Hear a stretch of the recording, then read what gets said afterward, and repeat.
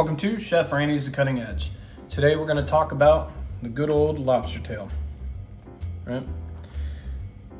So I'm going to show you a couple ways to cut this because sometimes, surf and turf wise, you can make it look a little bit more aesthetically pleasing. Also, you don't want to mess up the meat when you're cutting the tails. You can go to either, local grocery store to pick these up. They're pretty common. It's not like it's hard to find. It's really cool for a surf and turf meal. I'm just going to go ahead and show you a couple ways of cutting them. So if you actually take a nice pair of shears and you work your way from the top, start working your way back. Once you get to the back part, you're going to tee off, cut the other way, tee again, and you're going to flip it over. And when you flip it over, you have these little segments right here. You're just going to cut each one. Right? And that makes it easier for whenever you're actually going like this, so you don't have to crack it so the meat's not ripping whenever you crack the back end. You take these two pieces off, and what you're going to do is you're going to take your finger, you're going to put it right here in the meat, right beside, and you want to do like a little U, and you're going to pull up gently. So you're not ripping out the meat all the way, you're getting out all the meat how you're supposed to. And then the two pieces that you ripped off the front part of the shell, we're actually going to go ahead and push the meat in front of it. So when you cook it and it starts to kind of curl up a little bit from cooking, it's going to stay on the shell and then it's going to look nice on top of the shell. If you take the back piece and you're just going to push in on the tail on both of them, makes it so these open up really nice, and this will stay like this whenever we actually cook them. So we're going to do one more a different way. So if you actually cut down, same way, you're cutting down, you're going to tee it off. And then what we're going to do is we're actually going to be careful so you don't stab yourself through the lobster. But you're going to push through and you're going to cut up. And what you're doing with that is you're making it nice so that we can actually grill this in a saute pan instead, right? And you want to kind of, this will lift up a little bit naturally. So you just want to lift it up just a tiny bit so it doesn't get stuck whenever you're cooking it in the pan for when you're eating it, right? So look at that, nice and beautiful. We're going to take another one and we're going to take this one out of the shell. I always cut it the same way though, because I don't want to mess up the meat. You can crack it all the way down the back, like just do it really tight, but sometimes it messes up the meat and tears it. You want to make that look good, especially when it's a side dish. So we're going to go the same thing. We're going to take this one out. Lift. And right when we get down to this back part, we're just going to rip that off. Just like that. Then you have this beautiful little piece of meat. Now we're going to clean all these, just going to wash them off gently. Not hot water, obviously, just nice cool water, tap water. Make sure you're getting the entrails out. Nothing really in here. So we got one more lobster tail left. So what I'm going to do, I'm just going to go ahead and make that steamed as well. Like I said, again, you're going to cut right down the middle. Turn this water off just a little. Cut right down the middle. Get to the end, you're going to tee it off. You're going to rip off this front piece right here.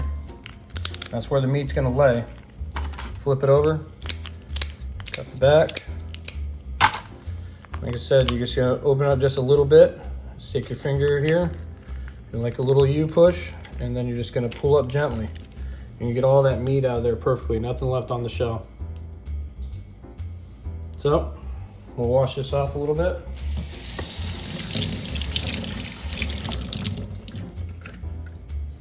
Then we'll go ahead and put that on the front part of the shell. Like I said, you push in this little gap on the tail, and they'll stay open whenever you're cooking them. So, all these can be cooked almost the same way. We're gonna do something a little bit cooler with this though.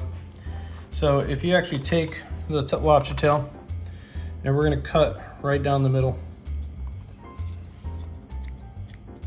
And what we can do with this, you flip it over, you got that nice color from the meat.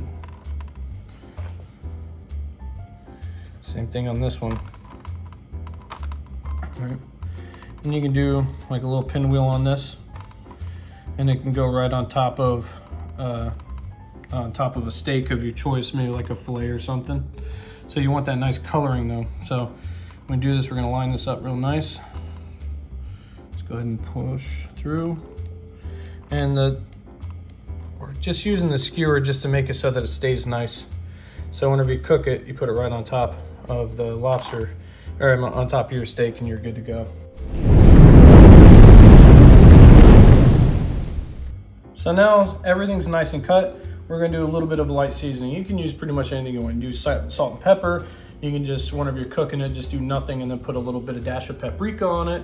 Or you could do like a light blackened seasoning, whichever you want, whatever you like. So I'm just gonna do a nice light blackened seasoning on actually all of them. Why not? Not too much on this one. I wanna make that nice color. And then what we're gonna do is we're actually gonna put 2 of them on a little pan,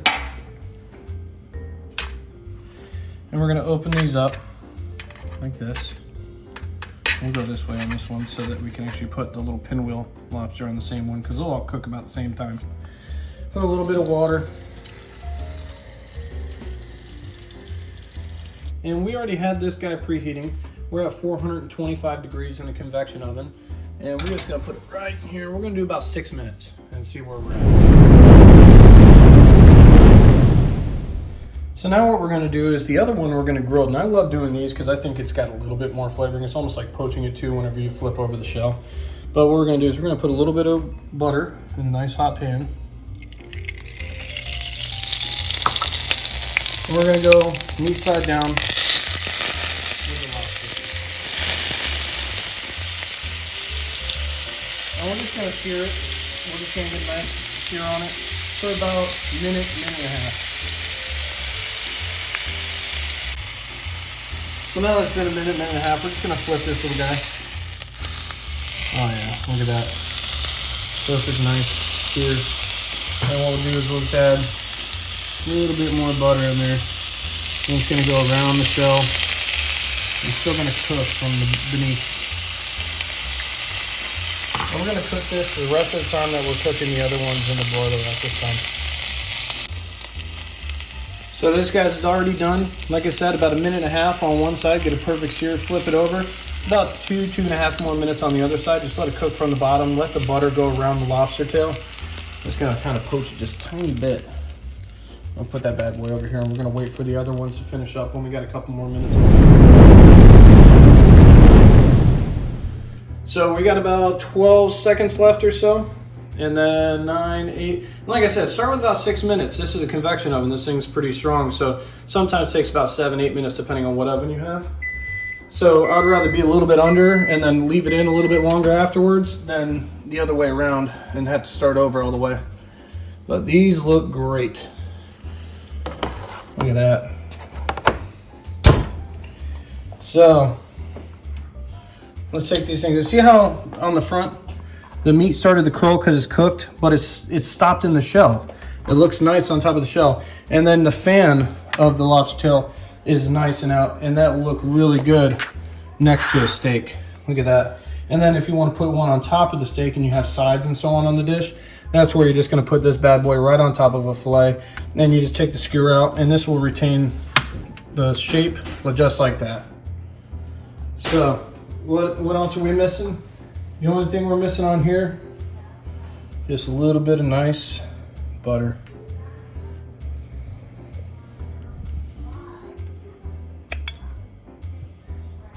There we go. And we're ready to go.